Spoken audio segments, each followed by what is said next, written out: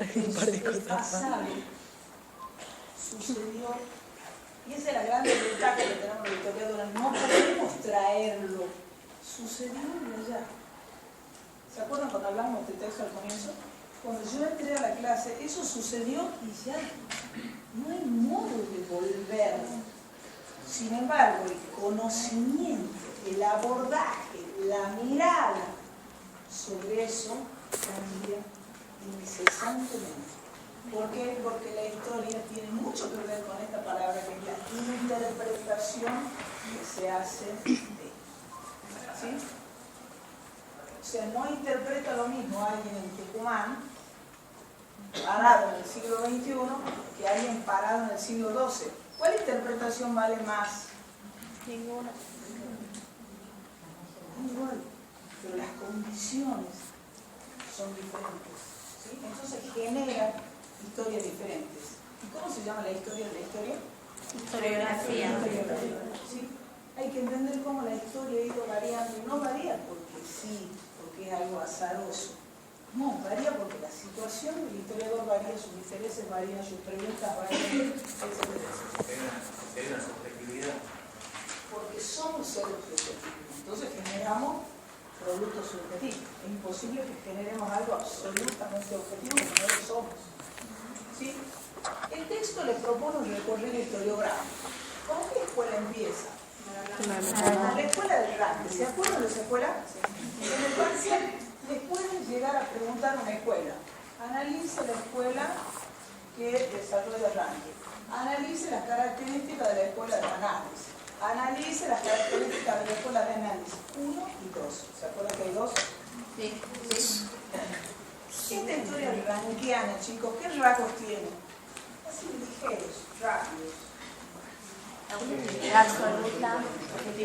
¿Cómo? Objetividad. Históricos únicos y irrepetibles, y explicar el pasado a través de él, y yo pido que no saben. Es la subjetiva, más que nada subjetiva. Perfecto. Y ese es todo un tema de la objetividad que propone este método crítico, que es el de la historia rankiana. Chicos, ¿se acuerdan?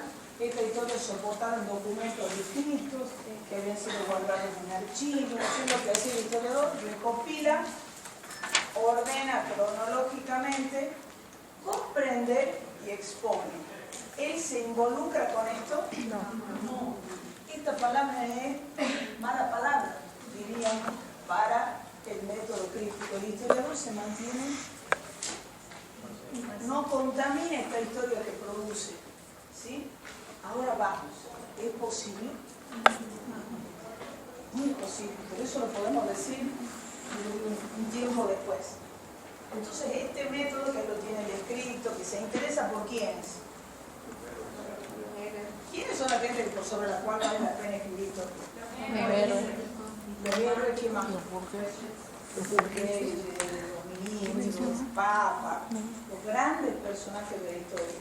Pero en realidad la mayoría de la sociedad se comporta por grandes personajes o pequeños personajes. Por todos nosotros. ¿Sí? Entonces, eso no existía en ese momento. Sin embargo, esa historia rankiana, chicos, que se profesionalice, un momento muy importante para la historia porque se profesionalice, usa métodos más científicos. Dar lugar a qué otra escuela. Surge en contra de ella otra escuela, una reacción a la escuela rankiana. De los anales. Anales. ¿Quién te dice algo de anales? ¿Dónde surge anales? Esto surge en Alemania. Esto surge en Francia, un ambiente absolutamente diferente. Dígame, ¿en qué se opone? Porque ustedes saben que se crece por oposición. ¿Sí? Cuando ustedes se desarrollan, quiere decir que generalmente se oponen a lo anterior y se llevan bien con lo que estaban atrás. Cuando van creciendo, un adolescente con quién se lleva mal, con los padres, no lo comprenden. No lo comprenden con un punto de vista y los abuelos bárbaros. Los que están más atrás me llevo bien.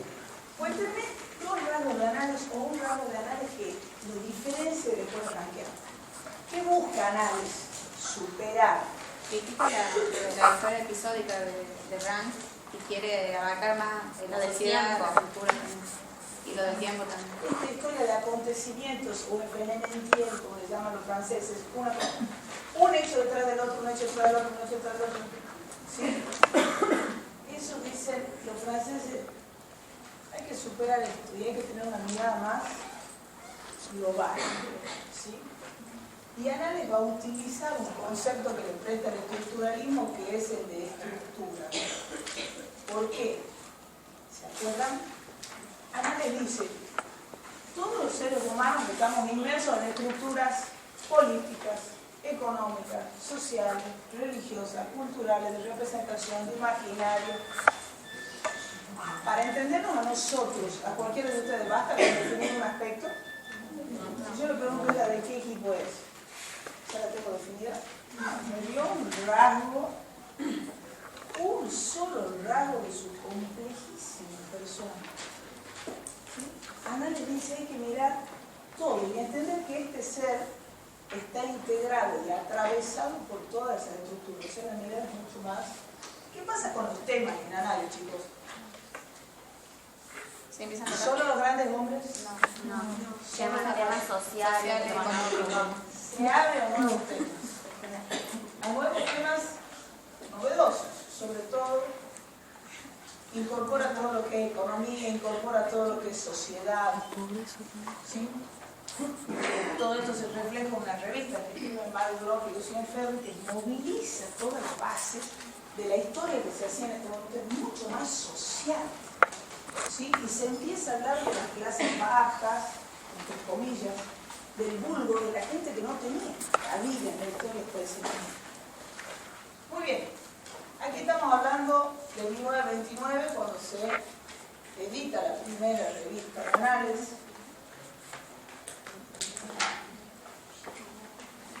Y ustedes saben que va a haber, en realidad, en la historia es tan difícil marcar continuidades.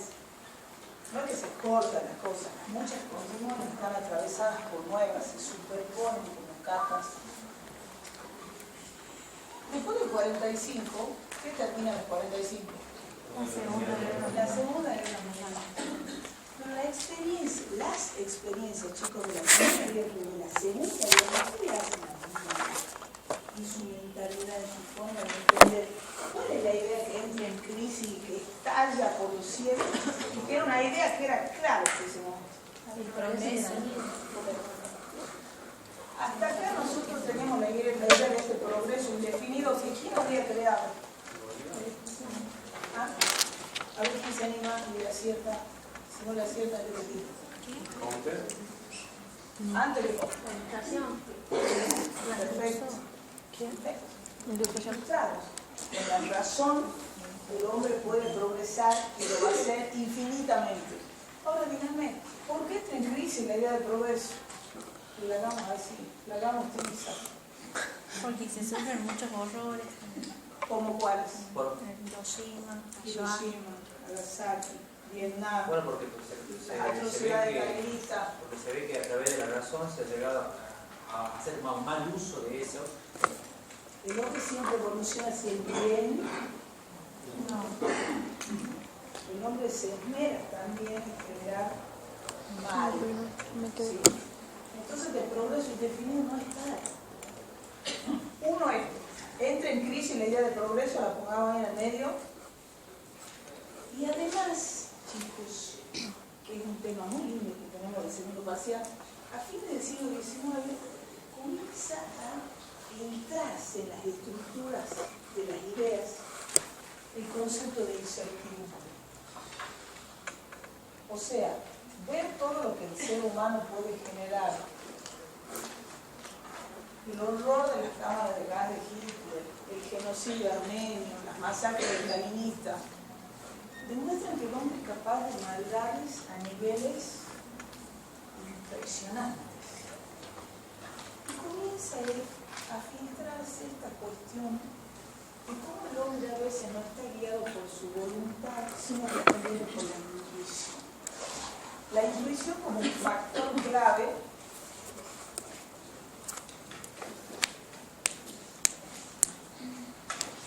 y esta intuición que sale a la palestra y esta incertidumbre y esta crisis de la idea de progreso van a dar lugar al posmodernismo a la larga.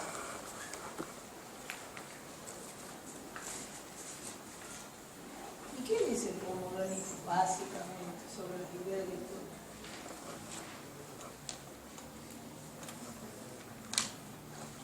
creo que surgen como crítica a la modernidad.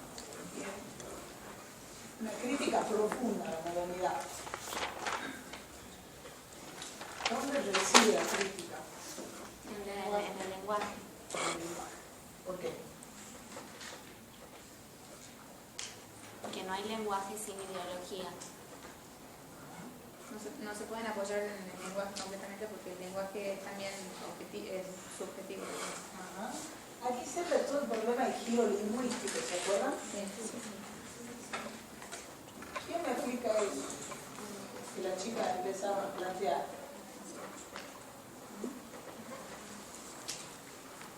¿Se acuerdan desde Saussure? El significado y el significante. Sí. Hay algo que hemos decidido en algún momento denominar silla. Entonces nosotros vemos esto y hemos generado una palabra que identifica esto, la carga del significado, silla. La silla que vos tenés en mente, si yo no te cuento ni ninguna de las mismas que tengo yo, acá hay tantas sillas en la cabeza como personas estamos sentadas. Entonces empiezan a decir que el conocimiento no se ajusta tanto, como decían en la época moderna. En realidad el conocimiento histórico entre ellos tiene que ver con una multiplicidad de significados. Y hay que aceptar que el mundo es múltiple, no es así, porque yo te lo propongo. Porque la idea que vos podés tener de una cuestión es distinta a la de ellos, estalla este principio homogeneizante, moderno, y le abre paso a la multiplicidad de significados, de significantes, aparece de vida con todo lo que es la deconstrucción. En realidad dice que tenemos que deconstruirlo ahora para darle cabida a todos esos significantes. No es muy sencillo este tema, de verdad. El texto lo proponen, no se toma demasiado. Pero es muy importante como toda la intuición, todo lo... Nietzsche, ¿cómo lo podría explicar? Hacia fines del siglo XIX surge una serie de ideas sumamente interesantes que van a modelar, chicos, muchísimos procesos históricos. Entre ellas surge esta que hasta ahora lo que primaba era la voluntad. El concepto como tal es voluntad de obrar así. Pero a fines del siglo XIX se va permitiendo esto de pensar en cómo uno es, cómo es la personalidad de uno sin imponerse a actuar como la voluntad te exige. Es el ser. Por supuesto, para muchos autores el permitirse ser implica mirar lo oscuro en las personas. Porque de Aristóteles para acá se empezó a encerrar, no, de la Edad Media para acá, se empezó a reprimir esa parte oscura y vos tenés que ser, porque la sociedad te indica que debes ser. Y a fines del XIX empiezan a decir, ¿y qué tal si liberamos de esa parte? ¿Qué tal si no hacemos solo lo que debemos hacer en una sociedad victoriana, sino somos? Y empezó Freud, el psicoanálisis, que a través de los sueños uno se expresa, ¿sí? Y permite que salga, que se libere esa persona que hay dentro de cada uno. Y que la sociedad la mantenía. ¿Cómo se tenía que vestir una mujer del siglo XIX, inglesa? Con negro, cuellito, guantes. Solamente se les podía ver. En realidad es así. La sociedad indica que debe ser así, pero no necesariamente ella quiere eso. Entonces, en todo este ruido, estalla todo esto con el lenguaje y es esto. Cada uno interpreta, cada uno mira, cada uno aprende, cada uno forma. Y esto tiene que ver con la historia. Después de todo este movimiento aparece Anales 2, ¿se acuerdan? Sí, sí. Cuéntenme de Anales 2. Entonces nosotros tenemos acá Ranke, Anales 1 del año 30, toda una movida que va cambiando y llegamos a Anales 2. ¿Quién me cuenta algo de Anales 2? Si yo le digo Anales 2, años 70, ¿cuál es la palabra? ¿Años 70 dicho? Muy bien, excelente. La palabra es cultura. ¿Qué significa eso? Si les dicen, explique las características de la escuela de Anales 2. Entonces se van a Anales 1 y dicen, este es el abuelo que pasó por todo esto y se convirtió en esto. ¿Sí? En el siglo XX todo se acelera espectacularmente. Lo que nos lleva 600 años de la media, acá nos lleva 15. Y hoy en día nos puede llevar todo el mundo. Exagerado. Pero los cambios se han acelerado de una forma espectacular. Si ustedes lo miran en el ámbito tecnológico, creo que en otros ámbitos uno ve cómo el envejecimiento es algo. Sí, vos te compras una computadora y dentro de 6 meses ya está vieja. Falta esto, ya sale Samsung Galaxy 5. ¿Qué tenés 4 horror? ¿Qué pasa? Tenemos que atravesar la sociedad de consumo así que analice y que hay que aprender también a moverse dentro de eso. Bueno, cuéntenme bien qué significa esto. ¿Por qué cultura es la palabra que soporta Anales 2? A ver, digan, anímense. ¿Qué es la cultura? Todo lo que es un nombre de cultura. ¿Sí? ¿Qué más?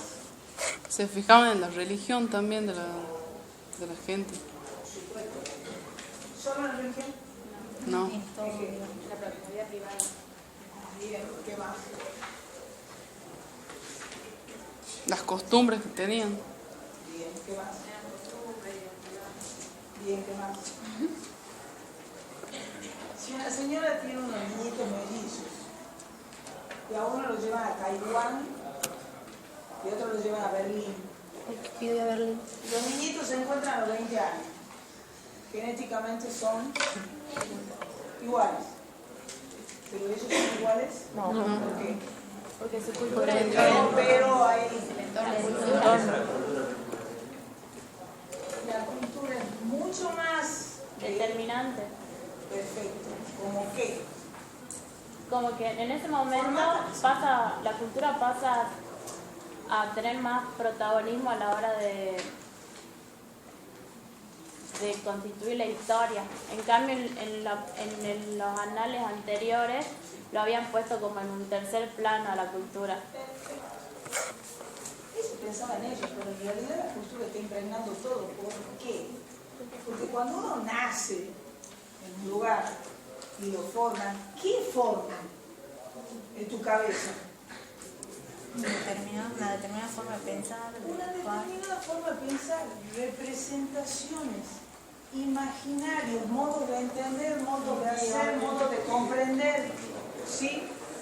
Conceptos que no son iguales de una cultura a la otra. Por eso dice, el gran modelador de las sociedades es la cultura. Si vos querés hacer historia, tenés que entender la cultura de la gente. Tenés que entender cuáles son los parámetros modelados en su cabeza con los cuales esa persona funciona. Porque si vos le hablas del honor a un japonés y le hablas del honor a una persona, no sé, de una cultura totalmente diferente, lo entiende de un modo diferente. Un japonés muere por el honor.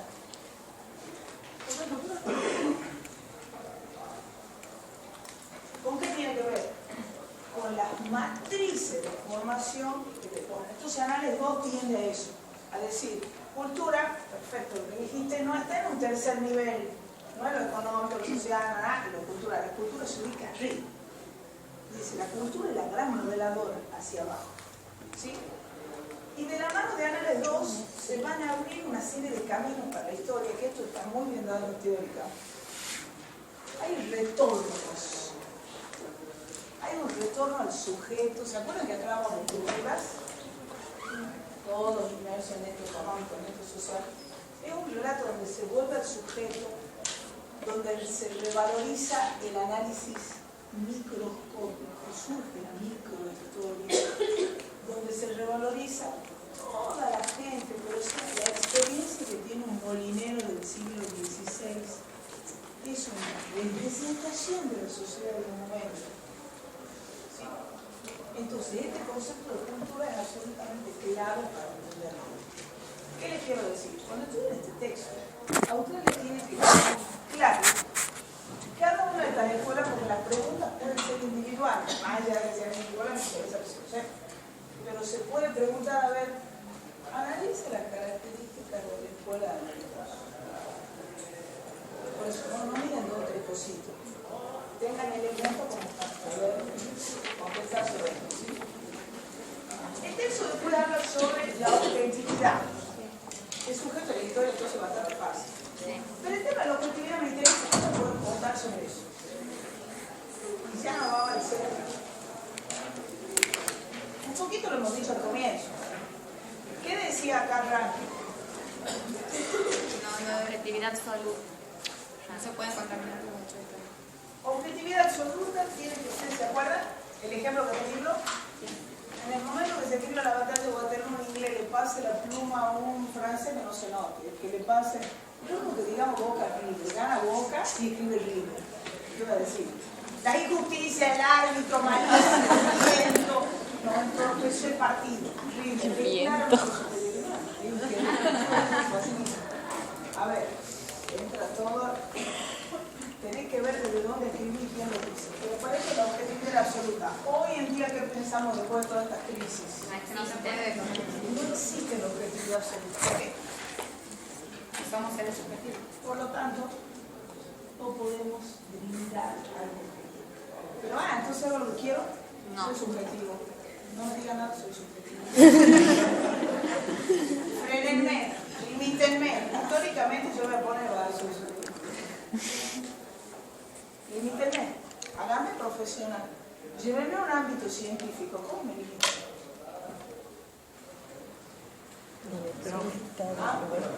En relación al paradigma. Pero también, digamos, hay ciertas interpretaciones de todo eso que quieren en torno a hechos concretos, digamos.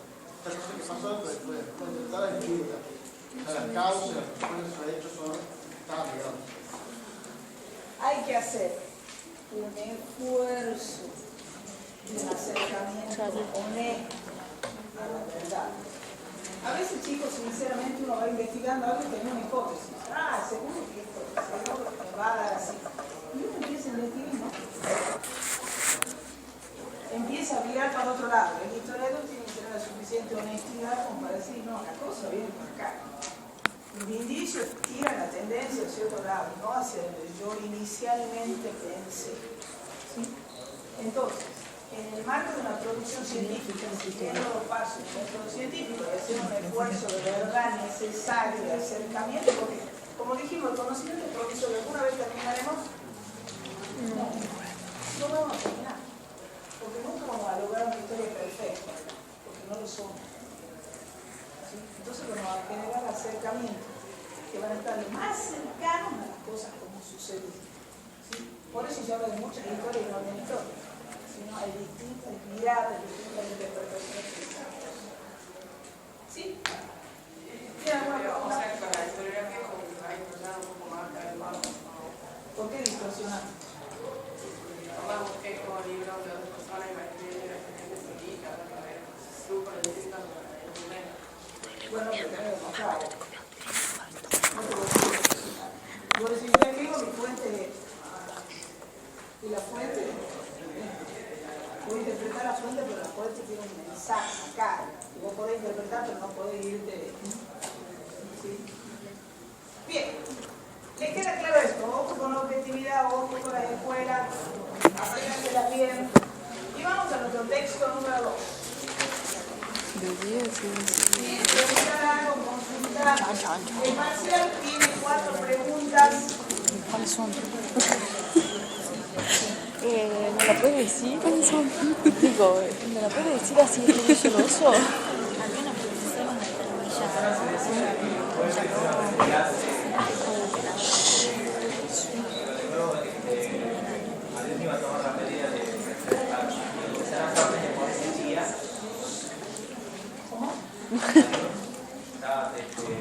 Recién estaba hablando de Ariel Martín, dice que ahora iban a hacer una reunión para ver si fue de clase. Dice que no iba a haber clase. Pregunto, ¿esto es extensible? Digo, Mira, recién alguien se acercó y me preguntó, no tenía idea de nada. Hasta donde sé, el paro de transporte parece que no se va a realizar el jueves. No. no por el paro. No, ya sé, pero digo, vamos por uno. No se va a hacer, porque la actividad de paro sería normal. No tengo idea de algo. Pero, a ver, no se habló de ningún paro, de la posibilidad de un paro en este momento. No sé. Sí.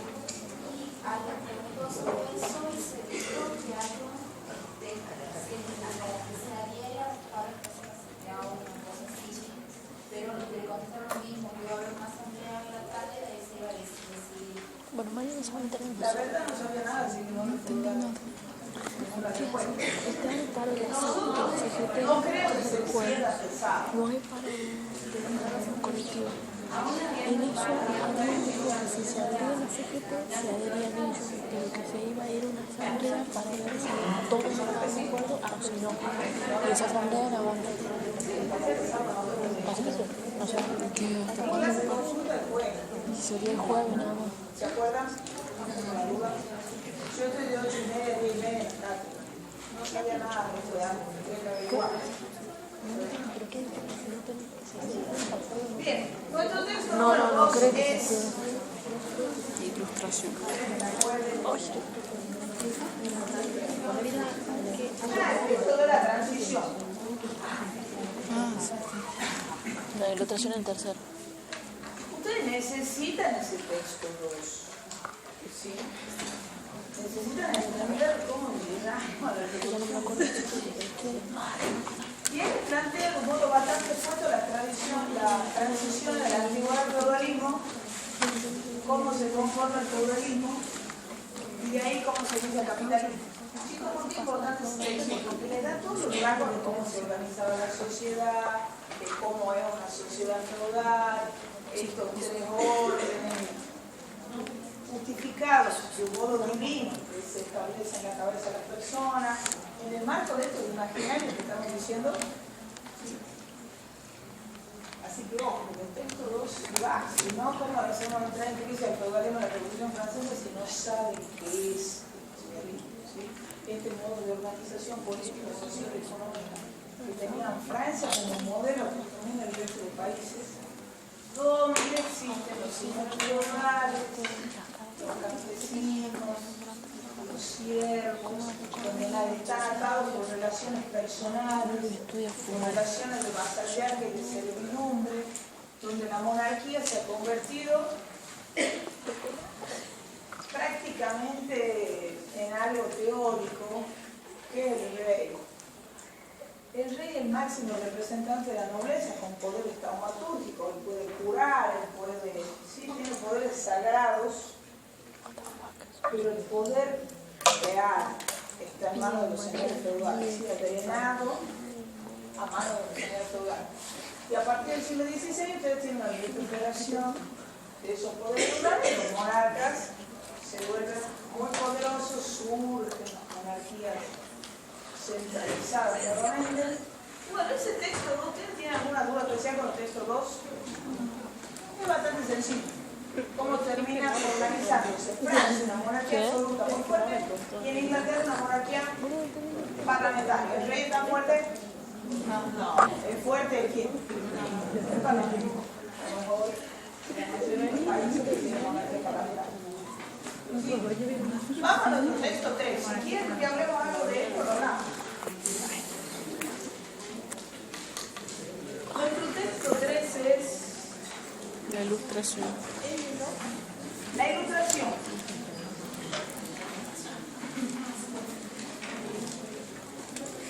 La ilustración en el siglo XVIII.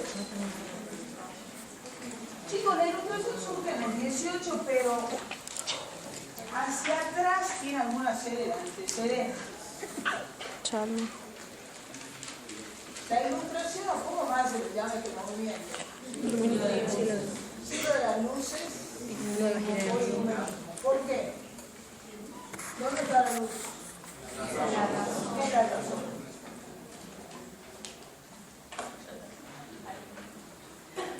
La razón es la palabra clave. Que alguien me diga por qué la razón es la palabra clave.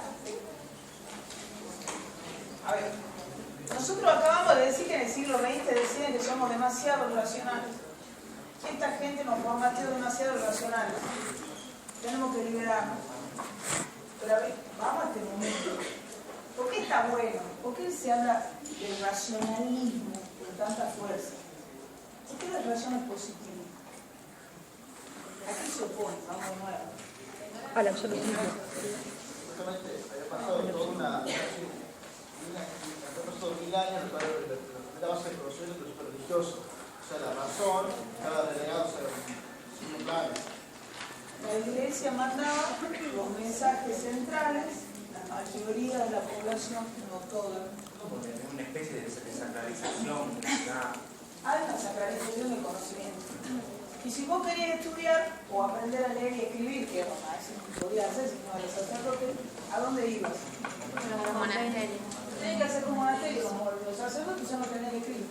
El resto de la gente no lee ni escribe, en su mayoría. Entonces, de paso, te enseñan lo que la iglesia determina.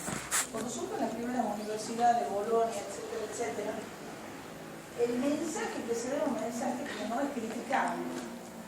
¿Sí? Aprendete esto, aprendete esto, pero yo no te pregunté. ¿Es así? ¿Es así? ¿Es así? Antes del 17 hay un movimiento que está en el texto 2, que se llama el humanismo, en el siglo XIV, ¿se acuerdan? Ese movimiento que a mí me parece hermosísimo, pero un movimiento chiquito, no es un movimiento muy grande. ¿Y qué es el humanismo? Empieza a revalorizar el lugar del hombre en el mundo. Bien. ¿En qué sentido son? Y, por ejemplo, hace que el hombre empiece a pensar por sí mismo, que no dependa de otros para pensar, que utilice la razón.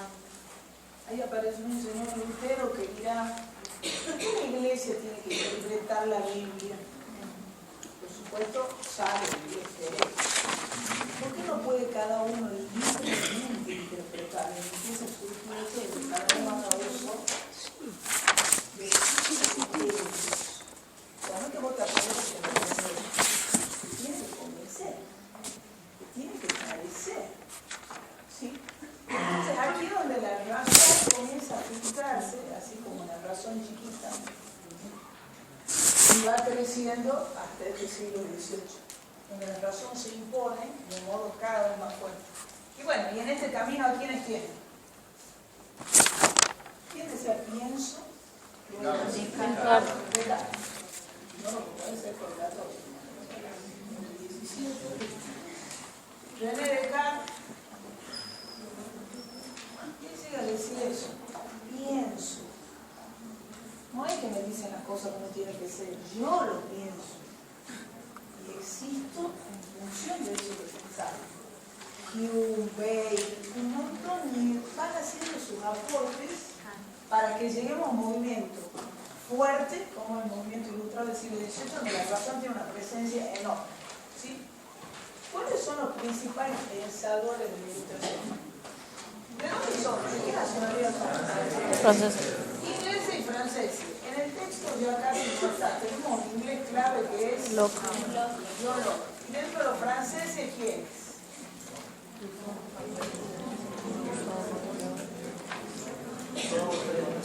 Voltaire, Montesquieu,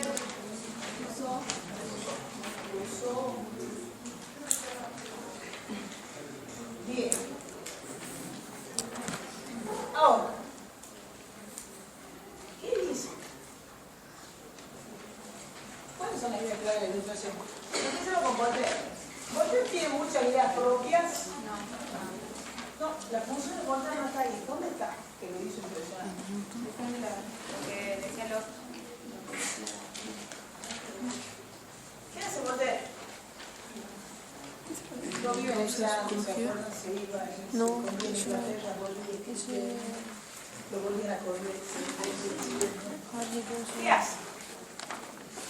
Como le digo, no es generador de muchas ideas, pero ¿qué hace?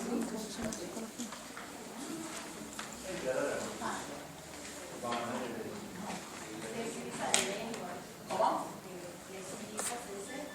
La lengua francesa. Bien. ¿Cómo lo ves?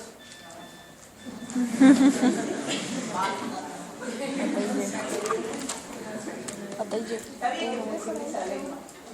¿Qué hace con la lengua? ¿Para qué la usa?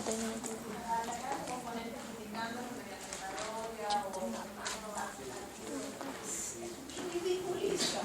Es tremendo caer en manos de Voltaire. Tremendo. ¿Por qué no escribía bueno, la monarquía? No. Él lo hace satíricamente.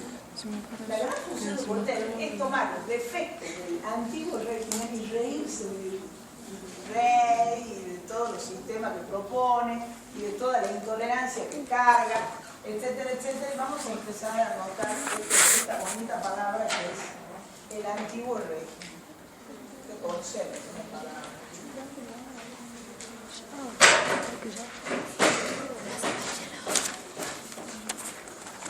¿Sí?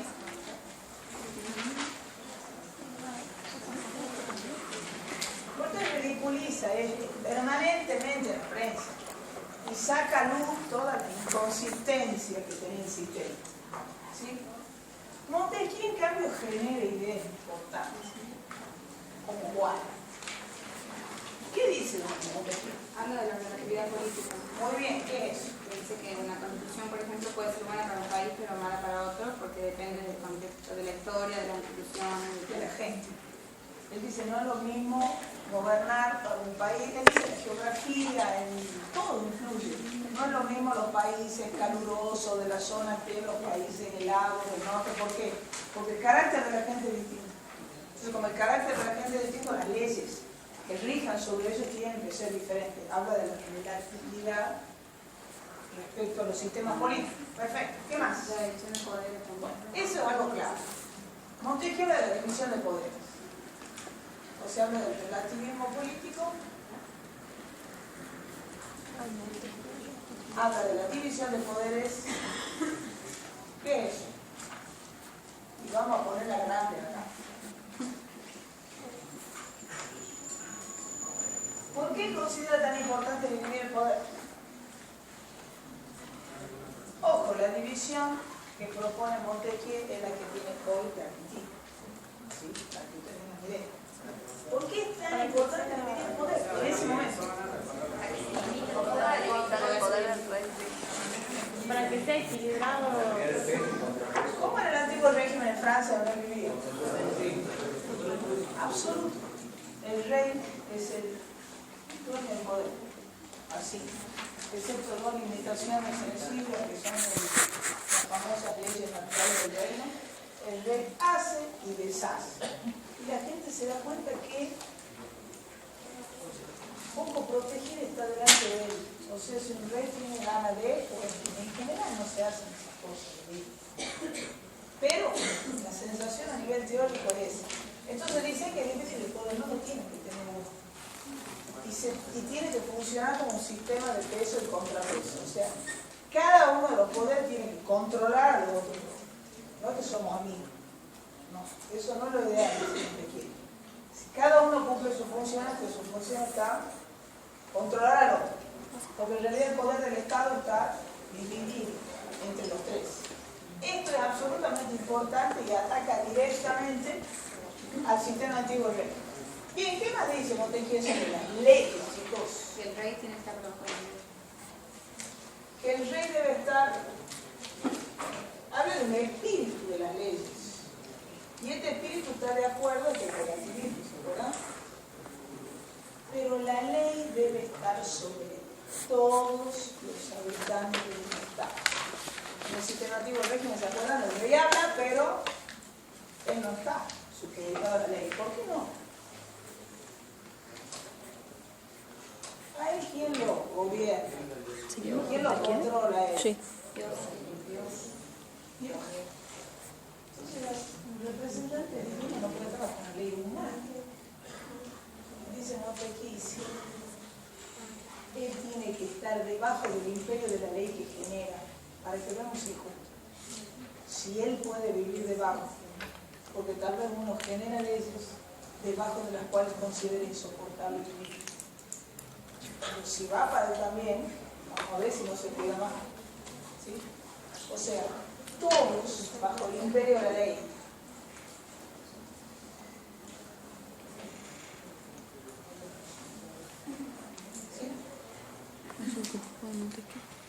Este señor Locke, que es un inglés, había generado él es el primero que habla del concepto de división de poderes, ¿sí? Pero él lo divide de un modo que no es el que tenemos actualmente. Pero él es el primero que habla de división de poderes. Montesquieu lo que es perfeccionar la idea de Locke. Y Locke tiene un concepto clave, chicos. Y habla del tipo de derecho que tienen los hombres por el simple hecho de ser hombres. El concepto de derecho natural. Y a este también lo vamos a poner para este lado.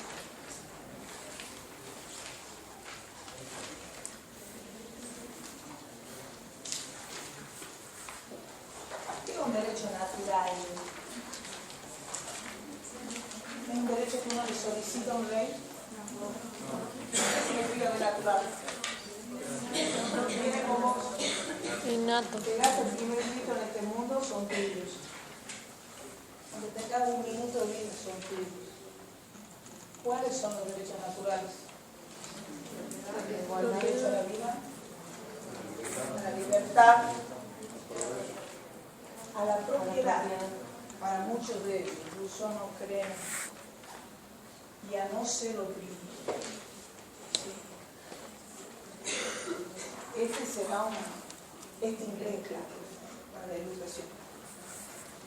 Y Rousseau, ¿en qué se diferencia el Rousseau del resto? Del otro, no tenemos que explicar. El más radical por lejos, pero por lejos. Todo esto habla de una monarquía temperada, de una monarquía más liberal, de una monarquía, Rousseau se para y dice democracia. En un mundo en el que la democracia no tenía cabida, no había países democráticos, y él dice, la forma mediante la cual se expresan las ideas es la democracia, la mejor forma. ¿Y cuáles son los aportes de Rousseau? La social. Ese es su gran aporte. En realidad, Hobbes ya había hablado del concepto de contrato social, pero él lo perfecciona. ¿Y qué dice? ¿Qué es el contrato social?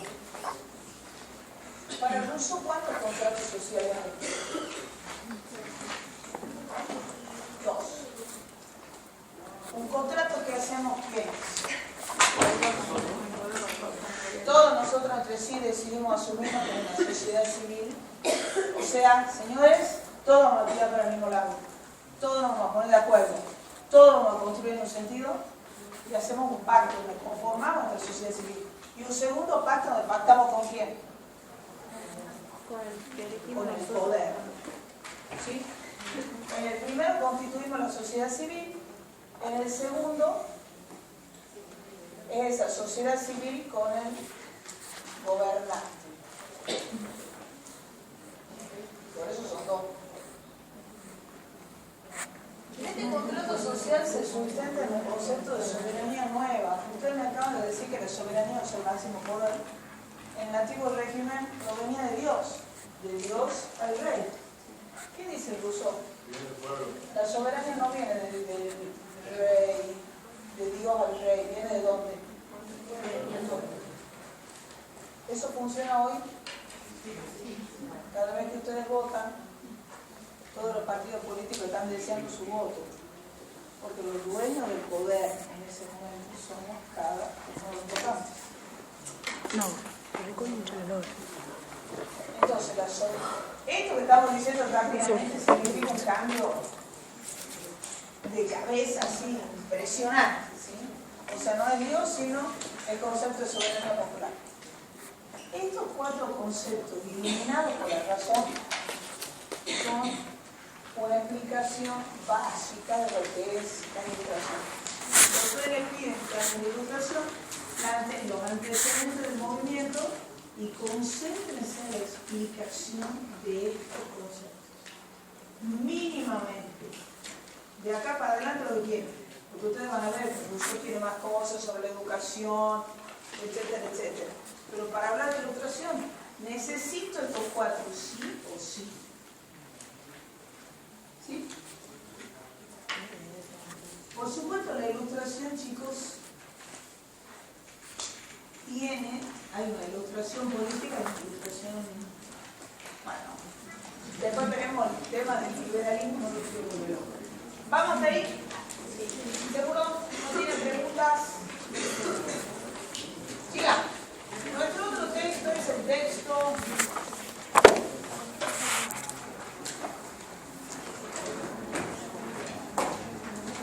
de Revolución Industrial, probablemente. No recuerdo cómo se industrial. De esta parte. Ahora terminamos de todo. En realidad sería como coherente que nosotros veamos ahora la Revolución Francesa, pero no. ¿Sí? ¿Qué es la Revolución Francesa? ¿Por qué entendemos adelante la industrial? A ver. Porque primero Porque se da. pasa eso. Porque primero pasa eso. Esa explicación que da. 1482.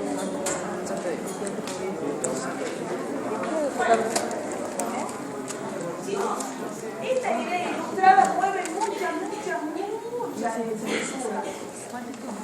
Y en el siglo XVIII se habla de lo que se llama la era de la revolución, como se le llama hoy. Son muchas revoluciones. La revolución industrial, la revolución francesa, la norteamericana. Sí, lo que se llama el periodo del ciclo de las revoluciones atlánticas. Un conjunto de revoluciones que dan a luz a esta etapa contemporánea, pero fundamentalmente 2 grandes revoluciones, la francesa y la industrial. Veamos un poco la industrial antes, porque se da antes.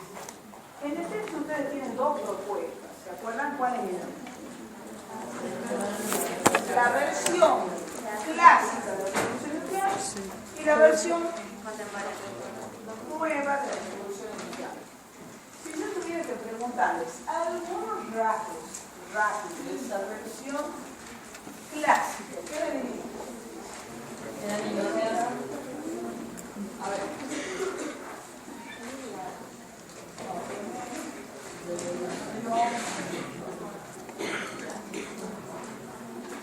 En su visión clásica Se produce el despegue económico. y de la nueva visión.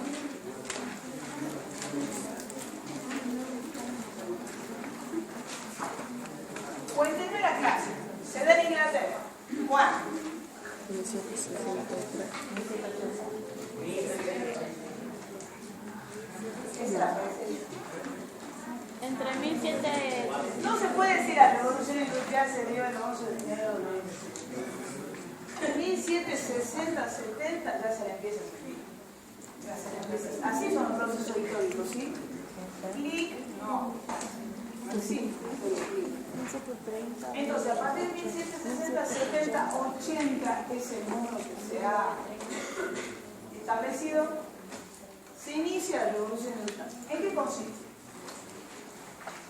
¿Dónde está la revolución? ¿Qué se genera? ¿Qué se crea? ¿Qué?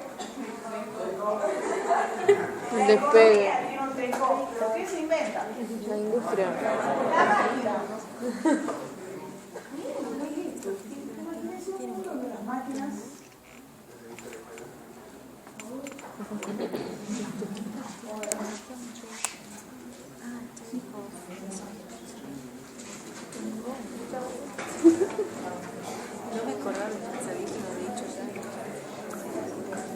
se inventa la máquina, se genera el ferrocarril, la electricidad, el carbón. La máquina a vapor. Eso. Lo más importante, chavo. Es muy bueno esto, loco. De eso me acuerdo que ¿qué se inventa? Teníamos el dibujito del tren, y yo me acuerdo que yo había hecho el dibujito del Se tren. genera, chicos, por primera vez una máquina. Yo le decía, ¿el molino no es una máquina? Sí, ¿Cuánta diferencia? que la máquina La era máquina. de vapor. Se crean ¿Qué las es la máquinas a máquina a vapor. vapor? Por primera vez las cosas no son movidas por fuerza humana, para lo que se usaban los esclavos, o no, o el campesino la movía por el esclavito en su casa. ¿Qué otra fuerza se utilizaba?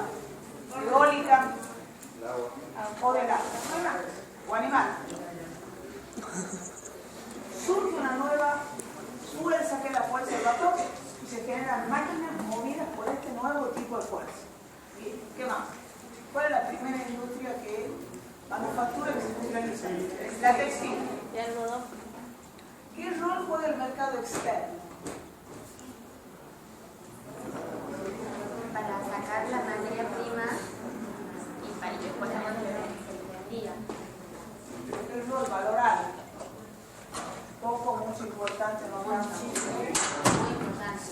Si ustedes explican la visión clásica y no mencionan el mercado externo, que no lo entendieron. El mercado externo es el que impulsa la revolución industrial en la visión clásica. ¿Por qué? Porque Inglaterra son un par de islas que las saturadas en 2 minutos. O sea, vos producís y el mercado inglés es un mercado chico.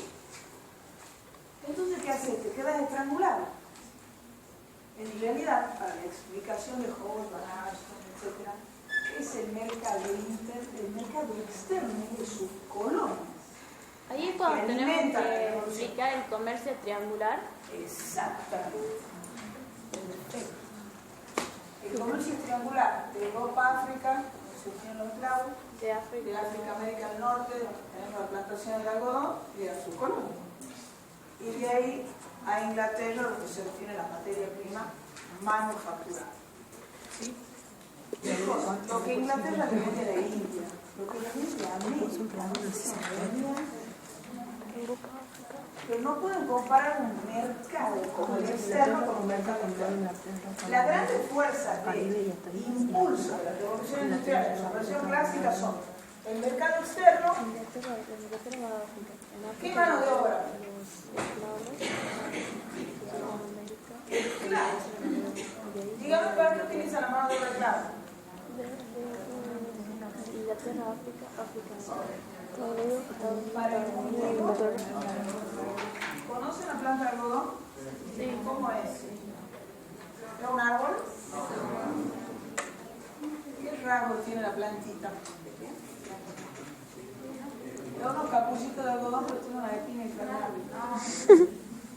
O sea, el cultivo del algodón es un cultivo y como el costo es muy delicado, hay que hacerlo manualmente.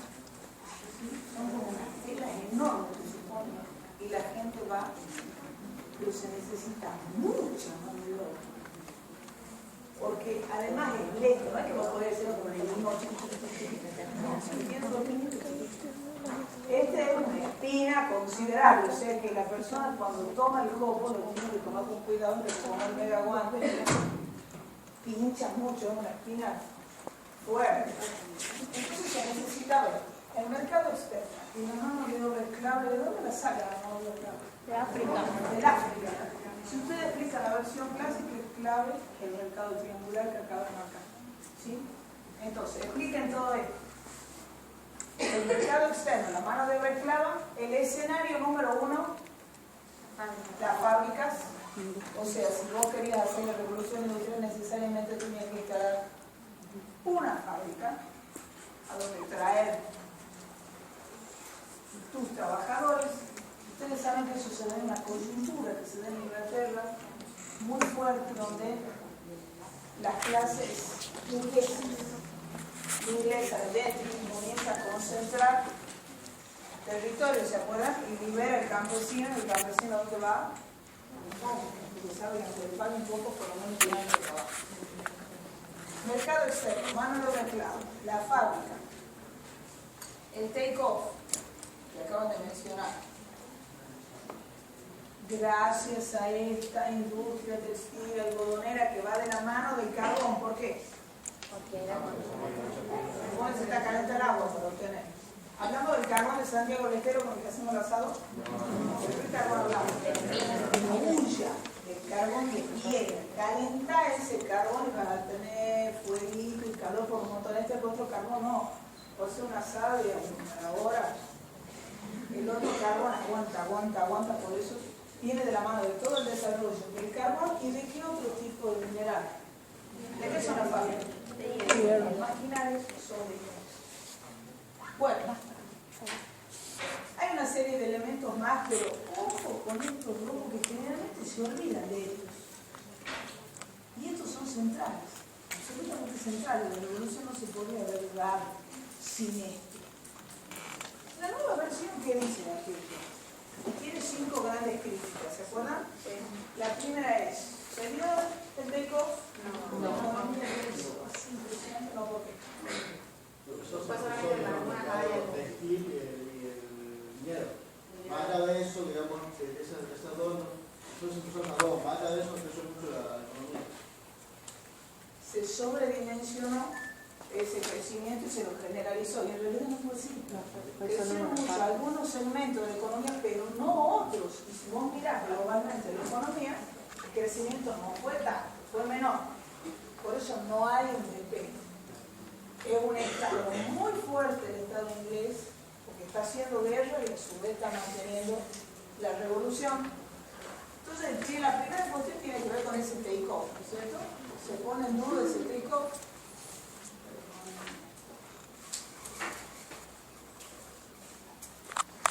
Y ahí ustedes tienen toda una serie de explicaciones por qué hoy en día no se abre el take-off para el caso de la revolución. La vía inglesa para hacer la revolución, ¿qué me cuentan sobre eso? No era la única. ¿Qué decía la visión clásica? Era la única forma de La vía inglesa es la vía. ¿Querés hacer la revolución? Hace lo que hacen los ingleses. Sin embargo, la vía francesa queda más. Que también tuvo un crecimiento económico que fue mucho más lento, pero que que los resultados fueron los mismos que en la Revolución Industrial de Inglaterra.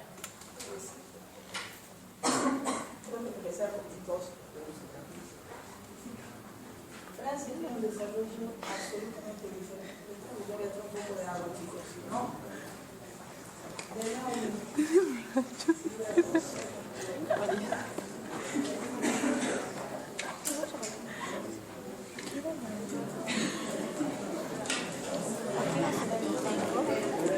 No sé, no escuché.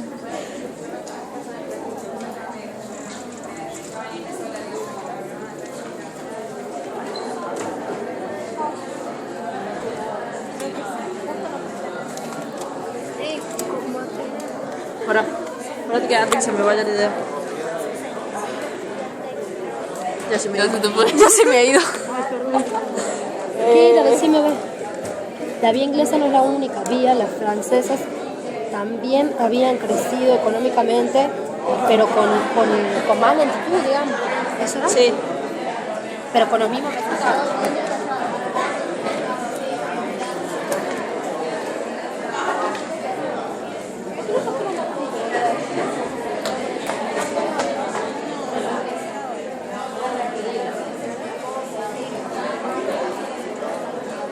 No pienso cortar la grabación, a ver, no tengo que meter por el video y ponerle play de nuevo. Yo tengo esto, quiero saber si me anoto todo. Versión clásica. En Inglaterra, entre 1780 y 1930, se genera la máquina de vapor. No se usaba la fuerza humana, se usaba la fuerza del vapor. Bueno, primero se industrializa la textil, que el mercado externo es el que impulsa la revolución industrial para la visión clásica. Y ahí entra lo que es el mercado triangular, que es Inglaterra saca los esclavos de África, los llevan a Norteamérica y Norteamérica comercia nuevamente con Inglaterra. El escenario son las fábricas, los esclavos son sacados de África, se produce el take-off y hay un desarrollo del carbón y el hierro porque son los que se utilizaban en las fábricas, ¿verdad? O sea, cuando preguntan así cosas puntuales, creo que los puedo responder. Pero por ejemplo, si te dice, hablas de la Revolución Francesa, Después, la nueva visión dice que no hay take-off, que es solo en lo del algodón y en lo textil, que no crecen todos los sectores de la economía y que la mirada global de la economía decrece, ¿verdad? Sí. El algodón y lo textil nomás lo que crecen. Después, la vía inglesa no es la única forma de hacer la revolución, también está la francesa, que es más lenta, pero que tiene... ¿Sabes cómo es esto, boluda? Resultados. ¿Qué más? Pero de eso no es lo que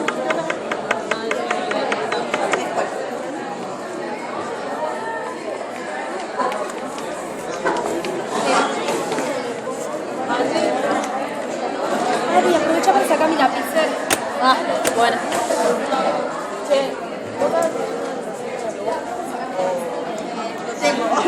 Pero va a ser gracias. Porque yo he hecho una mezcolanza de texto, mío y libro.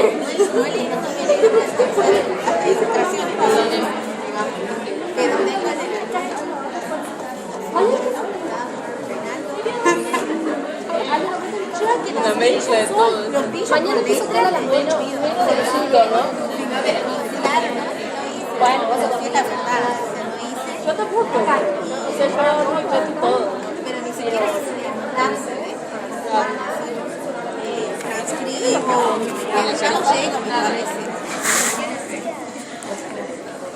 Bueno, sí, rápidamente.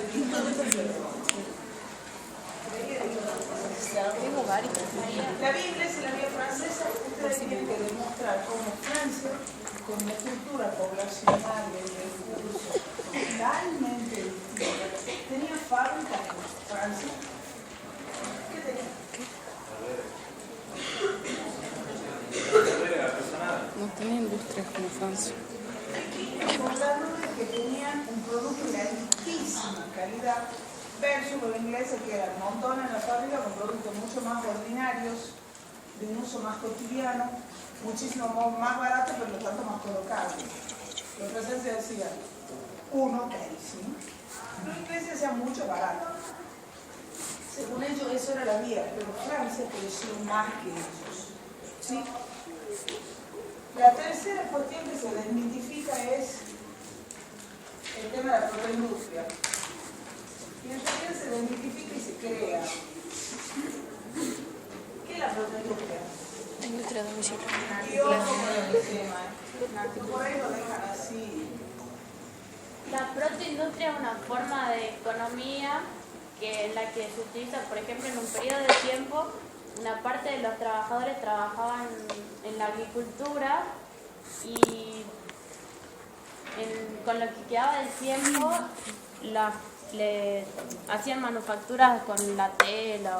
¿Quiénes son esos sujetos Los campesinos. Siempre le vendían a los campesinos. Los comerciantes que llevan el producto, la materia prima, ellos en sus tiempos libres producen, después les venden, estos comerciantes se los traen a los centros urbanos, les dan una terminación y venden. Se decía que era una economía a domicilio. Es una industria familiar a domicilio. Ahora, ¿dónde se instala la protoindustria, chicos? ¿En qué momento de la industrialización? Antes de lo de proto. ¿Sí? Entonces, una fase previa a la industrialización, pero que explica esa articulación entre el capital comercial, que es el que obtiene este comerciante, y las formas precarias de producción. Lo que pasa es que se combinan dos esferas. Una esfera que sigue muy primitiva, que es la de la producción, porque el campesino sigue tejiendo como tejía hace 300 años más. Pero el capital comercial que tiene este señor, el comerciante, demanda. Y su mercado externo demanda más. Entonces, ¿qué tiene que hacer? Enseñarle a tejer de otro modo al campesino, imposible. Que tiene que tener más campesinos. La industrialización surge de los límites de la protoindustria. Llega un momento en que el comerciante no puede controlar tantos campesinos. Entonces tener una fábrica. Opera al revés, se lo está. Se lo va trayendo y él es dueño de los instrumentos, del tiempo, del edificio. ¿sí? Pero digamos que es una propuesta nueva de la propia industria. La otra tiene que ver con la cuestión tecnológica. ¿Se acuerdan en qué consistía? Para la visión clásica, toda Inglaterra se industrializó increíblemente. ¿Puede decir? No. Todo el mundo, no. Hubo esta cosa, ¿se acuerdan que decíamos dual? Hubo segmentos que se desarrollaron, se dinamizaron, impresionante, y otros que siguieron produciendo, como lo venía haciendo tradicionalmente, o se ayornaron un poquito, o se fueron adaptando a las necesidades, pero no es que todo el mundo hoy se industrializa porque no. Y lo del impacto social, la cuestión social. De la visión clásica dice que los dueños de la fábrica habían ascendido socialmente casi a los par de los aristócratas. Y que la nueva visión dice que en realidad no, porque ellos siguen viviendo cerca de la fábrica, en contacto con los trabajadores, y no disfrutan de cosas que disfruta la aristocracia, como la pesca, los placeres de la casa. ¿De dónde obtiene su riqueza la clase alta inglesa? De la finanza y el comercio, la tierra. Son los dueños de la tierra, son trabajos feudales impresionantes. Otros no, otros la han ido con fines comerciales, ¿sí? Para trabajar comercialmente. La gente comercial no tiene padres. Y ese ascenso social del que se habla no fue tal. Ellos se encargaron de tener a estas gentes que crecían con esta nueva actividad mucho más separada de ellos de lo que uno piensa. Bien, se puede llegar a pedir que ustedes expliquen la versión clásica. Se puede pedir, analice la cuestión de la vía inglesa. Se puede pedir uno de estos. Se puede pedir dos de estos. ¿Qué les quiero decir? Manéjenlo independientemente. Si yo les digo esto, que ustedes tengan elementos como para desarrollar eso. O cada uno de ellos, no se sepan dos cositas de cada uno, para poder pedir dos cositas. ¿Sí? Tengan armado como para poder hablar de cada uno de estos por separado. Profe, ¿Sí? ¿puede repetir lo de la cuestión tecnológica? Yo iba a preguntar. Y lo del impacto social también, si quieres.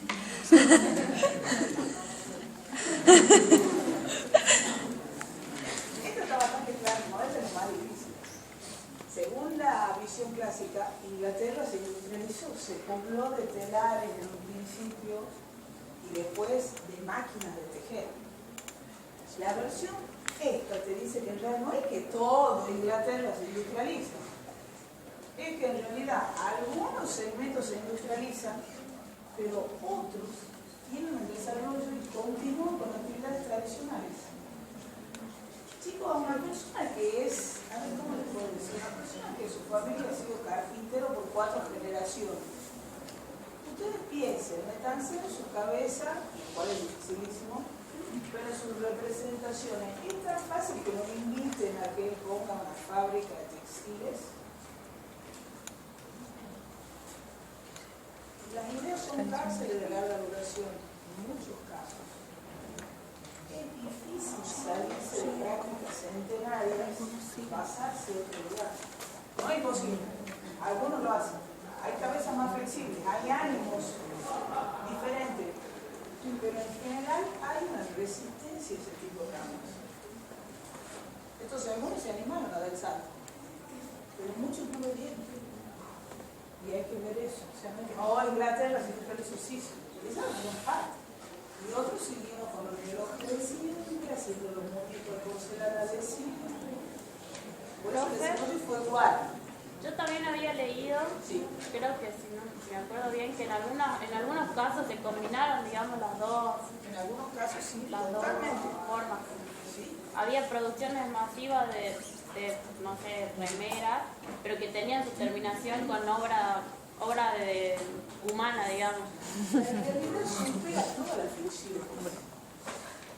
Lo que vos te podés encontrar en la realidad es siempre complejísimo. Entonces no es que todo es crecieron, sino que se completaron, ¿sí? ¿Verdad que todos crecieron? Y esto es que los industriales no crecieron socialmente como la versión clásica decía. Por haber tenido industria y volverse gente de dinero, formaron parte de la flemática nobleza inglesa. No, la nobleza inglesa no se juntó en general con su crecimiento fue económico, pero no social. ¿Sí? Además estamos hablando nada menos de la sociedad inglesa, más rígida que esa sociedad difícil, la prusiana o la francesa, pero de ahí en más, una de las más duras. Entonces ella conservó lo suyo para los suyos, no lo compartió. Vamos al otro texto. Revolución francesa. Bueno, a ver. Revolución francesa o morir al presidencialismo. Pero sí con el cantar. Está bueno que ustedes puedan conectar las ideas de la Ilustración con la Revolución Francesa y ver en qué medida se concretan las ideas de la Ilustración en la Revolución Francesa. De hecho, los cambios en la Revolución se dan gracias a alguna idea de los ilustrados. Bueno, Texto 6 y de la los Revolución burgueses son Francesa. los que llevan adelante ¿Qué? el Texto 5 proyecto. es explícito. Chicos, si yo les dijera, piensen en un momento de la Revolución donde se cristalizan las ideas ilustradas. Piensen que primero la reunión de los estados generales, los problemas que tienen, la chispa, toman la Bastilla, ¿se acuerdan? Se inicia la revolución, que se multiplica hacia el interior. Pero en este momento ustedes ven que la revolución hace carne los deseos ilustrados.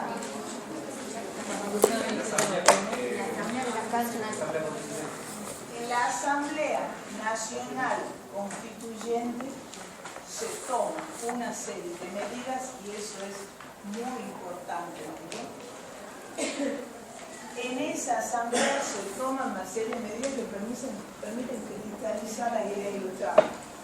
Se establece una constitución que establecerá la división de poderes, se habla de los derechos naturales porque está encabezada por una declaración de los derechos del hombre y del ciudadano, entonces el concepto de derecho natural se instala. Se habla del concepto de soberanía popular, se va a abolir el feudalismo, se va a dar la constitución civil del clero, donde se colocan los clérigos como funcionarios del Estado, donde va. ¿Sí? Ojo con esa Asamblea Nacional Constituyente y su obra, porque es muy importante. La revolución se mira como en momentos. ¿En qué sentido? Se les puede pedir, analicen momentos jacobinos de la revolución. Cuando los jacobinos ascienden al poder, ¿se acuerdan? Sí. Y establece la convención jacobina y cómo los jacobinos, que son mucho más radicales, se asocian con los ángulos y llevan adelante un proceso bastante radical. ¿Se acuerdan? Sí. El tribunal revolucionario, el Comité de Salvación Pública, ¿se acuerdan de esa parte? Estudien por partes, ¿qué les quiero decir? O sea, es un proceso, se pueden identificar las partes. Una cosa que digan, explique cómo se desata la Revolución Francesa. Y usted habla del Estado General y todo eso. Otra que le digan, hable del momento del predominio jacobino. Tiene que hablar de la convención, del comité, etc.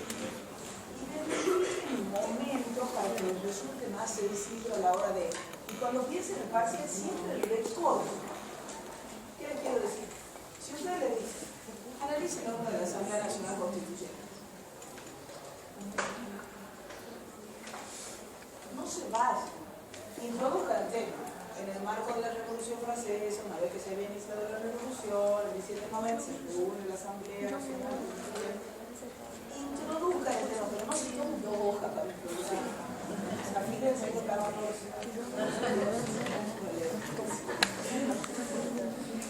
introduzcan, pero no exageren. Hay gente que escribe impresionante en pocas palabras. Por ahí me entregan algunos parciales y yo digo, eso 20 renglones, qué horror. Pero lee esos 20 renglones y tiene un manejo que otro que ha escrito 4 páginas no lo demuestra. ¿Sí? Eso tiene que ver con criterio, con forma de ser. Hay gente que es económica para escribir, pero no economiza mucho. Si tienen alguna duda, antes de entrar a otro tema, si tienen alguna duda, porque yo siempre digo, a ver, duda. Te dicen, analice el proceso del despegue según la nueva visión de la revolución industrial.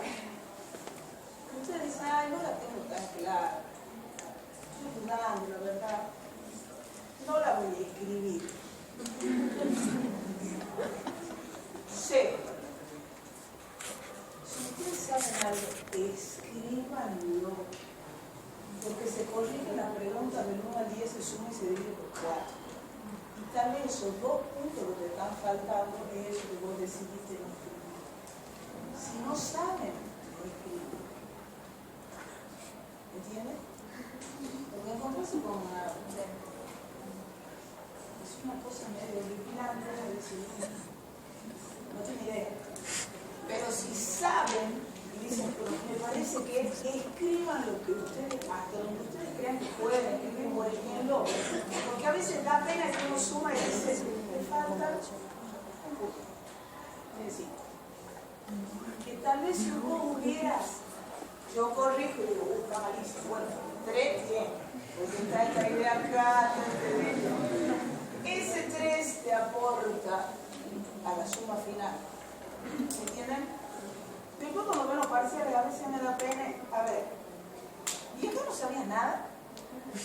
Sí sabía. ¿Qué sabía? Digo, no, ¿por qué no lo puesto? Son 4. Digo, no, porque ya no lo iba a probar. Esa política no llegamos a ningún lado. Hay que escribir al parcial al mejor estilo. Cuando usted le entrega el parcial, el peor momento es cuando se lo entrega. Cuando se dicta la pregunta, al momento, a ver, de mayor adrenalina. No pensás así, pensás como una experiencia de crecimiento, mirá tus 4 preguntas y seleccionás aquella con la que vos te sentís mejor. A mí no me importa que te las 4 primeras. Pero eso si a vos te aporta seguridad, me encanta. Tomá la 4, pensá la 4, no 15 minutos. La pensás, no que te la voy a escribir. ¿Qué voy a decir? ¿Qué me preguntan? Esto y esto. Y exacto. Por ahí quieren contestar la 1, la 2, la 3, la 4. Pasamos marcando la hoja y tal. Yo en 15 minutos veo que está. Entonces, ¿qué pasa? No, que no tengo claro. ¿Qué tal la 3? Hermosa, seguí. Sí. ¿Por qué las tienen? Tienen 2 horas. Media hora por pregunta. Es bastante. Porque media hora es bastante. Entonces, pónganse, piensen, seleccionen, y no importa el orden, con ningún punto de vista. Desde ya, aquella persona que no pueda venir por alguna situación no tiene que justificar su nombre. Por algo no viene. A ver, alguno no va a venir porque no estudió. ¿Pero para qué te va a llegar hasta la facultad para comentar? No va a ser parcial, yo tendría que matar en condición. No sé por qué. Pero hay chicos que se vienen, profesora. Y antes que me olvide, se rinde con el Público Nacional de Evidencia.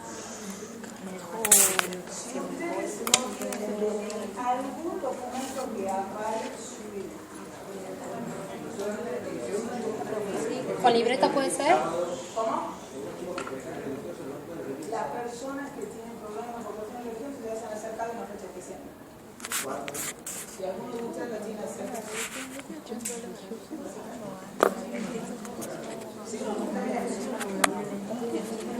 Bueno, vamos a ir. Traigan hojas suficientes, lapicera suficiente. Piensen que se puede acabar la lapicera. Esas cosas suceden. Profesora, ¿con libreta universitaria se puede rendir?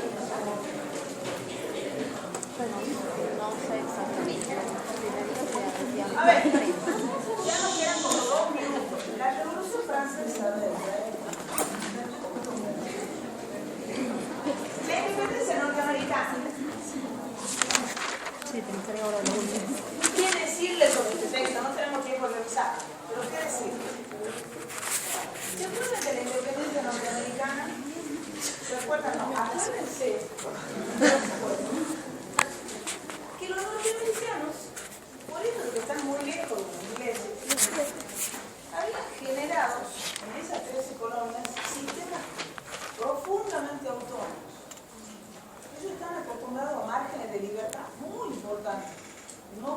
estatutos en otras colonias. Ellos hacen sus impuestos, ellos hacen sus leyes, sus propias asambleas. Ese marco de autonomía y de libertad es sumamente apreciado por ellos. ¿Se acuerdan que después de la guerra de los 7 años necesitamos protección, necesitamos organizar territorio, necesitamos ejército, necesitamos alguien que pague estos gastos? Y el Parlamento inglés, que ya paga, el Parlamento inglés decide que los ingleses de Inglaterra, de la isla, tenemos impuestos altos, que paguen ellos, que paguen los colonos. Y ahí se arma el lío porque empiezan, ¿se acuerdan?, con las leyes impositivas, pero no se olviden que para explicar necesitan combinar la cuestión de las leyes con el trasfondo político y simbólico del problema. Si ustedes ponen solo la ley no me sirve, porque no entendieron el corazón. ¿El corazón del programa cuál es? ¿Ah? No es plata, casualmente.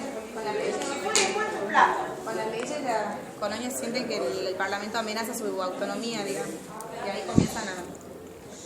Con este avance, Inglaterra no mide el deterioro que genera en el vínculo que mantiene las colonias, en el aprecio que tenían las colonias, que ellos se consideraban ingleses, etcétera, etcétera, y lentamente Inglaterra le hace entender que no son tan ingleses como de la isla.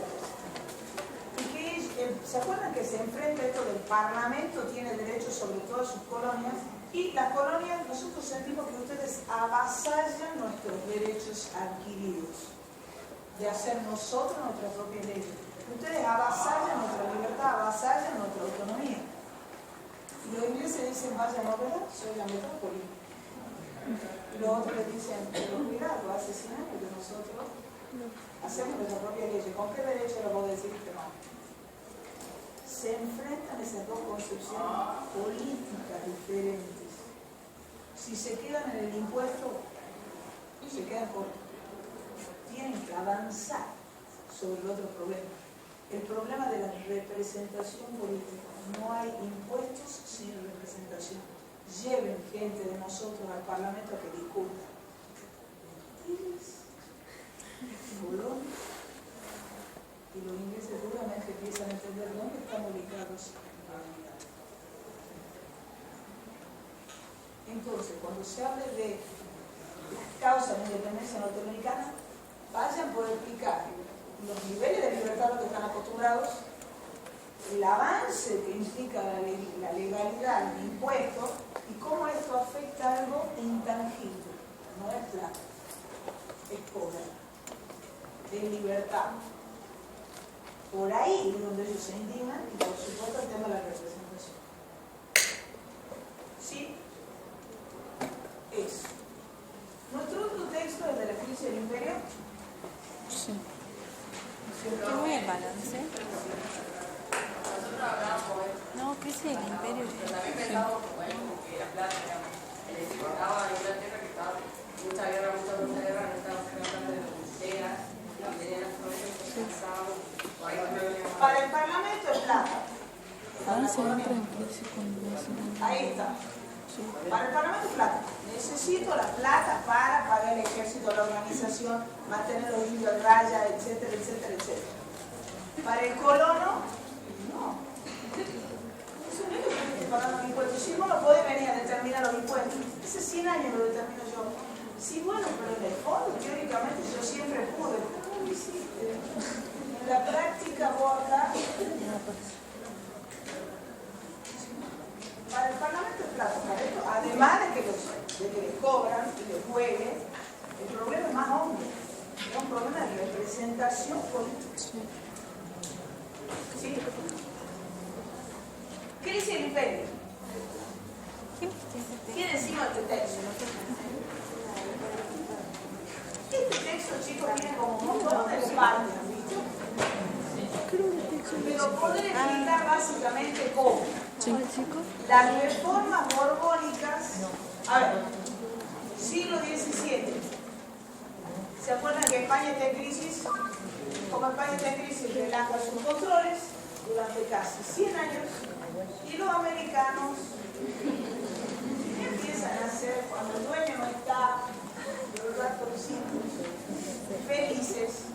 empiezan a hacer una serie de cosas que no estaban permitidas. Puestos importantes en el gobierno, tipo de comercio, tipo de cultivo, tipo de intercambio. Pero ¿quién lo controla? Y ahí vamos a un punto claro. Nadie sabe nada. Semejante colonia, sí saben, pero se han elaborado pactos de connivencia. El pacto de connivencia tiene que ver con la famosa controversia de Tommy Gallagher. Cuando alguien domina a otro, necesita dentro del otro estado colaboradores. Si no domina, no puede ser efectivo. ¿Cómo domina España? Porque plantea pactos con las élites residentes. No desconoce la situación, la permite, que es otra cosa. Permite que las élites se enriquezcan, permite que las élites crezcan. Es muy difícil controlarla, es muy real, pero sano. ¿Pero eran españoles viviendo en América o eran americanos? Vos tenés españoles viviendo acá y tenés hijos de esos españoles viviendo acá que son los criollos. Esas son las élites. Élites peninsulares o élites residentes que establecen acá, hacen estos pactos. Ellos no podían estar en determinado espacio de poder. Y están. Pero los de allá lo permiten. Entonces se generan estos pactos entre la metrópoli y las élites de acá, que son pactos que reditúan mucho. ¿Cuál es el problema? Esto se da del siglo XVII. Y en el siglo XVIII sale de esa crisis España, ¿se acuerdan? Y llega una dinastía nueva, que es la dinastía de los Borbones. ¿Y cuál es el principio rector de la política borbónica?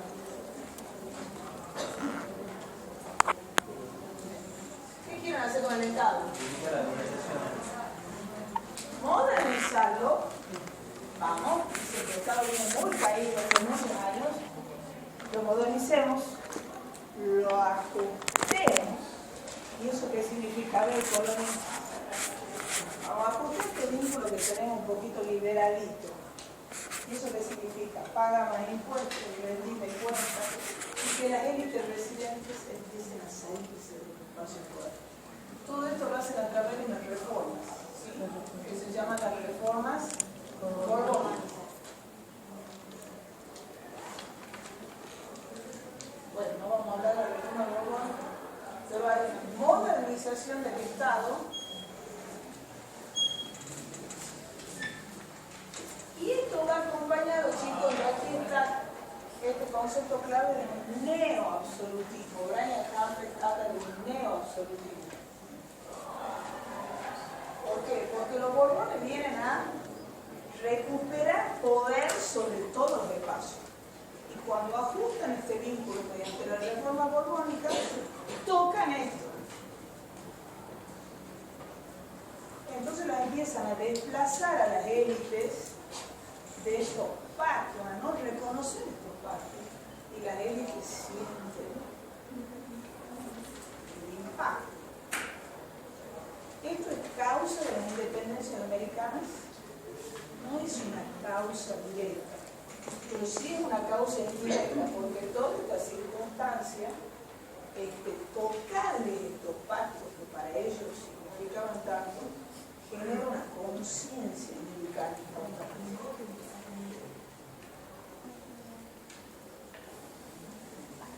Se sienten distintos a los europeos, pero no vamos a caer en los tres grandes mitos de la historiografía del siglo XIX. ¿Se acuerdan de los tres mitos? ¿Se acuerdan? Hay un sentimiento nacional desarrollado, latente. Oh, por Dios, queremos separarnos del país. San Martín no decía soy argentino, decía vengo a luchar por América. ¿Sí? Esta conciencia americana es la que surge, no hay ningún sentimiento nacional latente, no hay. ya lo terminó de demostrar Juan Carlos Chiaramonte. No había acá. Lo máximo, lo platense, donde entramos uruguayos, nosotros, ¿sí? 1, 2. Estas revoluciones, esto dará paso a la revolución, ¿no es cierto? O sea, este es un tema que tiene que considerar. El poder explicar cómo las reformas borbónicas, cuáles son, y cómo tocan estos pactos de connivencia. Ese es un tema importante. El otro tema es que avancemos sobre la independencia. Como les digo, esto no es causa directa, pero sí indirecta. Porque genera mucho malestar. Genera muchísimo, no mucho. Muchísimo malestar al interior. Sacan a las élites trans sobre todo español. Y nosotros decimos, ¿qué podían entender los españoles de la realidad americana? Como es un sevillano que lo traigan a dirigir Tucumán. ¿No viste una caña de azúcar? O sea, fue duro. Fue duro. Y entonces tienen el otro bloque importante del texto que es modernidad e independencia. ¿Es lo mismo? No. El segundo mito era: las revoluciones de independencia marcan el golpe entre dos mundos. Un mundo antes y un mundo después. ¿No están así? No, no que el 25 de mayo de Buenos Aires era una cosa, el 16 de mayo era otra. O sea, hay una continuidad, hay una transición. Y eso de que las ¿se acuerdan el tercero? Puedan ubicar eso, ¿no? Porque puede ser una pregunta. ¿Cuál era el mito de la historiografía existente sobre este otro de que las revoluciones son inexorables? Pase lo que pase, iban a suceder. No son tan inexorables en ese sentido. Y el otro es el tema de la modernidad y la independencia. Hemos dicho que no es lo mismo. Modernidad es avenirse a todo un paradigma de ideas modernizantes. Independencia es cortar con el vínculo político con el Estado. No es lo mismo, no necesariamente se dan juntas. En el caso de nuestro país, sí se dieron juntas. ¿Sí? La modernidad y la independencia vinieron de la mano. El problema es más grueso del texto que tiene en dónde. ¿Cuáles son los imaginarios políticos que te llevan a la revolución? Hasta no hace muchos años, chicos, se decía la ilustración. La ilustración de origen francés, la gente empieza a leer Rousseau, Voltaire, Montesquieu. Oh, 3 son los imaginarios que se combinan. Sí, el ilustrado, pero con menos fuerza que el pactismo español. ¿No le estoy haciendo un día primero? Sí. Ese es el punto más difícil del texto. Es lo último que vemos y lo libero para que se vayan a retirar. Cuando se ve el proceso de independencia, ¿se acuerdan en qué consiste? Viene Napoleón, entra a Francia, toma el rey, un engaño, hay una farsa de Bayona, obtiene la renuncia del padre, del hijo, le da la corona al hermano, ya que tiene las 2 renuncias. A los padres y al padre y al hijo lo meten en un castillo francés y le dicen al hermano gobernar. ¿Qué dice el pueblo español? Que está reorganizado el antiguo régimen, es el rey, no es legítimo, porque no vive en una cuna real. Su padre no fue un rey, por lo tanto nosotros no lo respetamos, hacemos junta de gobierno. Por el principio de soberanía popular vuelve el poder al rey, pero ojo.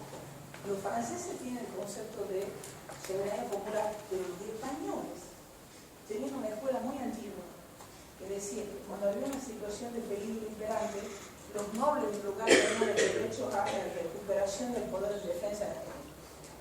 O sea que en realidad los imaginarios que funcionan durante la independencia son la ilustración por ese principio de soberanía popular. ¿Dónde estuvo el problema, chicos? El rey no puede abandonar jamás la corona, porque Dios lo designó. Dios lo designó durante toda su vida. Le venga bien o no le venga bien. Solo la muerte lo libera. El rey no puede renunciar. Eso es ilegítimo. Pero como ellos renunciaron, Napoleón se hizo la corona, todos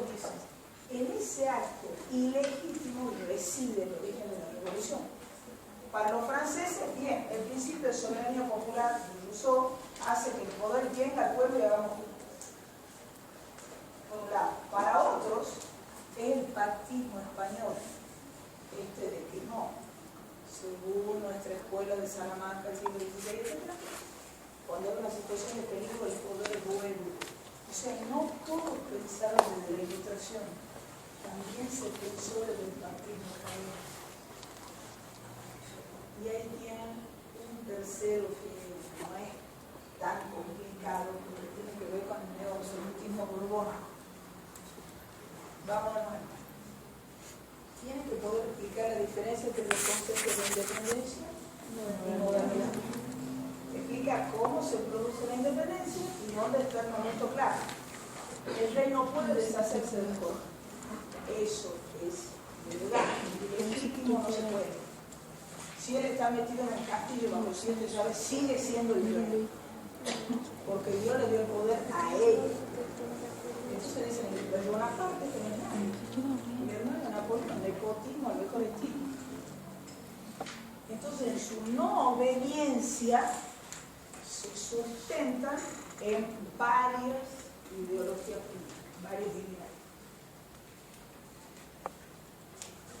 Si se miran las caras de acá, dirían, quedo preocupada. Es muy complejo. Necesito que les quede esto en la cabeza. No es que vaya la Ilustración y justifica la independencia.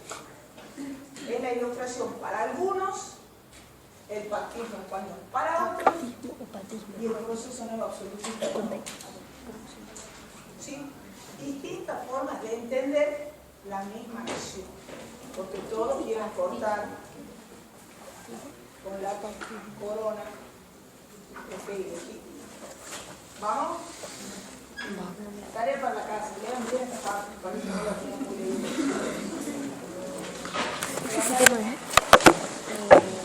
Yo tengo consulta, no sé nada de alguien, a la hora que llegamos, que yo hago mi consulta a las 8:30. No es obligación venir, si quiere viene. Espérame. ¿Cómo? ¿Dónde es la cátedra? La cátedra donde siempre. En el pasillo. ¿Qué fue? En el pasillo. Hoy era